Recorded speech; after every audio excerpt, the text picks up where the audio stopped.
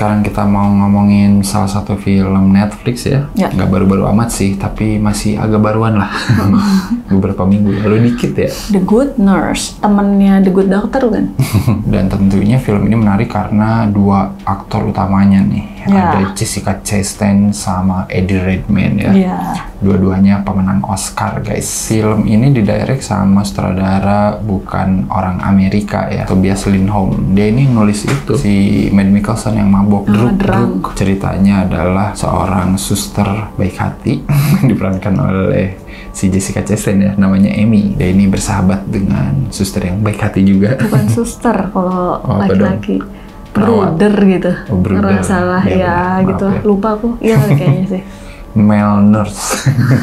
Namanya Charlie Cullen ya. Ya perawat aja lah ya biar gampang, perawat. Eddie Redmayne. Tapi Amy nggak sadar kalau ternyata banyak orang meninggal semenjak kehadiran si Charlie Cullen ini ya. Meninggalnya di mana sih? Di ICU ya? Kayaknya ICU deh. Karena ternyata pas baca kisah aslinya ngeri gitu ya. Iya. Dia ini beneran udah kerja belasan tahun di semua rumah sakit. Ya maksudnya banyak rumah sakit gitu.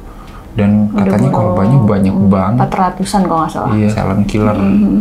Ngeri. Lebih ngeri kayak gini nggak sih? Daripada pembunuh beneran yang terang-terangan. Semuanya ngeri. Nggak bisa milih aku mah. Thriller yang minimalis sebenarnya. Jadi kayak lu nggak usah expect bakal bombastis gitu. Ini tuh benar-benar drama thriller yang emang fokusnya kedua karakter ini gitu. Dan ngeliatin juga Amy di sini emang karakter sentral yang banyak masalah juga gitu. Jadi dari karakter Amy sendiri udah bagus sih kata aku. Yang sebagai Charlie itu gila sih. Iya, itu gila sih. Ngeri-ngerinya dapet nggak sih? Maksudnya kita nggak harus kayak teriak-teriak yang gimana, tapi ngeri gitu. Iya, benar. Kita bisa ngerasain Amy juga takut kan pas yang dia senyum-senyum di sebelahnya, tapi ngeri sialan nih. Eddie Redmayne sama Jessica Chastain itu ya emang bener nyawa film ini gitu. Jadi walaupun minimalis, karena ada dua aktor ini jadinya makin oke aja sih filmnya. Nggak kebayang sih kalau aktingnya nggak bagus. Ini film lama loh. Iya, filmnya udah 2 jam lama, lebih terus dikit ya. Pace-nya juga lama kan. Jadi kalau misalnya ini, aduh tidur kayaknya gue. Terus aku juga suka nuansa 90-an ya, karena kan di sini sebenarnya settingnya pas dari 90-an terus nanti maju lagi ke 2000-an awal gitu kan. Gambarnya itu awal-awal tuh kayak grainy gitu. Kayak nonton film-film di layar emas gitu ya. Jadi dulu kan kayak gitu. Wah, iya oke banget gitu. Layar emas tuh jam 8 tau. Iya gitu. CTI. Iya.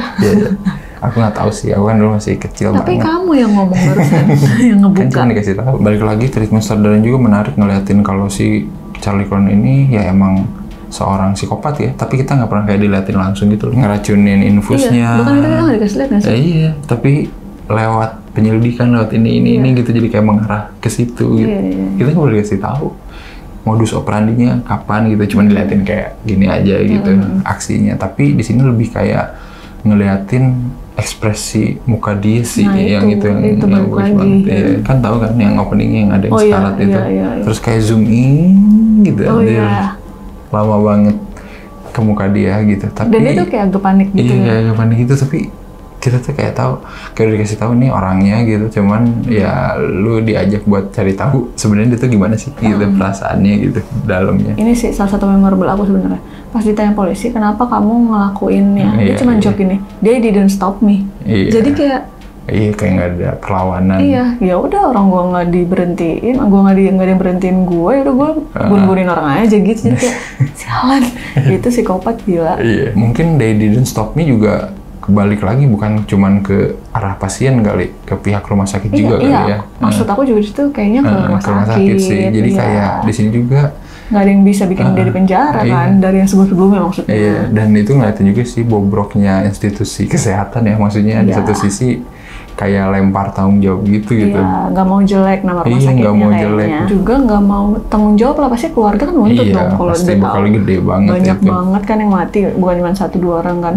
Sekian banyak pasti nuntutnya gila-gilaan kan, yang ada bangkrut tuh. Jadi itu juga kayaknya.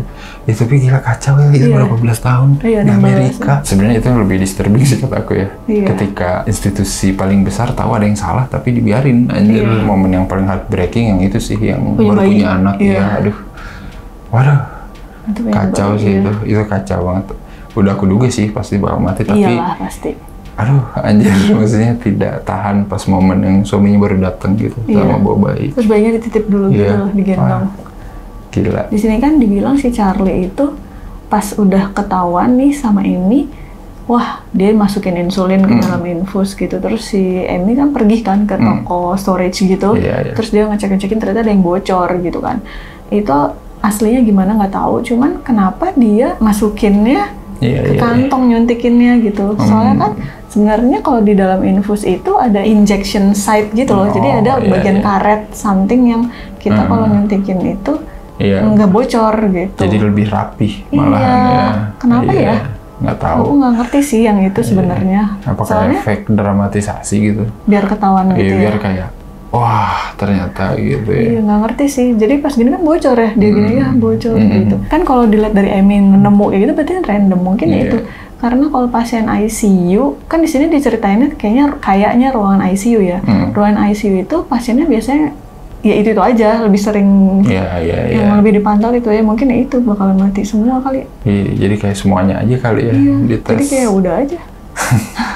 Ngeri juga ya. Si Amy lagi sama pasien, terus si Charlie ngomong kode ungu gitu. Ternyata kode ungu apaan? Apakah ini serius gitu kan? Kan kalau di rumah sakit ada kode-kode. Mungkin di tempat lain juga ya. Kayak kode merah itu kebakaran, kode hitam itu bom kalau nggak salah, atau kode blue itu darurat medis gitu. Di sini tuh dia kan bercanda ungu itu sebenarnya ada artinya. Oh iya. Kalau ungu itu untuk evakuasi, jadi kayak harusnya coba warna lain nggak sih? Aku ngerasa di sini polisinya kayak nggak powerful gitu. Nggak tahu ya aslinya gimana, cuman di film ini nggak powerful. Ya ampun, di polisi nurut banget. Lama panasnya kali. Ya walaupun ada kan momen akhirnya satu yang polisi yang dia ngebentak gitu. Tapi nggak dapet apa akhirnya, malah disuruh ngejauh. Yang ending, yang dia di penjara ngamuk. Iya, itu gila, aktingnya ngeri banget di situ. Yang dia I can't itu gila sih. Paling mahal di situ tuh. Actingnya screen time terbaik. Dan kerasa psikopatnya di situ sih. Iya benar. Ngerasa kecepatan ketika dia langsung ngaku sih sama Amy. Mungkin emang mereka sedekat itu kali ya. Tapi kayak dia gampang dong. Iya. Pas udah di penjara itu kayak ya ngaku. Ngakunya gini doang. Ngerasa gitu sebenarnya. Aku nggak ngerti kenapa dia cuman dibilang bunuh sekian orang padahal dia bunuh 400-an. Itu biar apa sih? Ya mungkin karena susah dibuktikan itu kali. Yang jelas dia di penjara seumur hidup sih. Berapa kali seumur hidupnya gitu. Berapa kali seumur hidupnya gitu. Jadi kayak nggak akan keluar-keluar lah intinya mah. Abu-abu ya. Walaupun kita cuma dengar dia ngelihat ibunya mati pas dirawatin rumah sakit, itu pun kan belum tentu ya. Walaupun mungkin ada kemungkinan kesana sih. Iya sih, feeling aku sih gara-gara itu ya. Dia seneng ngeliatin orang sekarat kayaknya. Iya, atau dia rindu sama ibunya. Jadi kayak momen itu pengen terulang terus ya nggak sih? Bisa jadi gitu nggak sih? Kalau kita mau kasih skor berapa nih untuk The Good Nurse? Aku kasih 7/10 pizza. Mantap sekali. Aku 7,5 lah ya. Thriller slow burn gini ya, kalau di direct dengan tepat sih bakal tidak membosankan sih kalau kata aku. Jadi cukup seru gitu ngikutinnya sampai beres. Silakan cobain nonton aja The Good Nurse ya di Netflix. Dan seperti biasa jangan lupa apa aja? Jangan lupa like, subscribe, follow Instagram, juga Twitter Cinecrip. Dan juga beli kaos Cinecrip ya. Yang Susana masih ada, yang Annabelle masih ada. Linknya di deskripsi. Dan dukung Cinecrip juga di Saweria. Atau kalian bisa klik Super Thanks di bawah video Cinecrip ya. Oke, kalau kayak gitu sampai ketemu lagi di episode-episode selanjutnya. Bye-bye. Bye.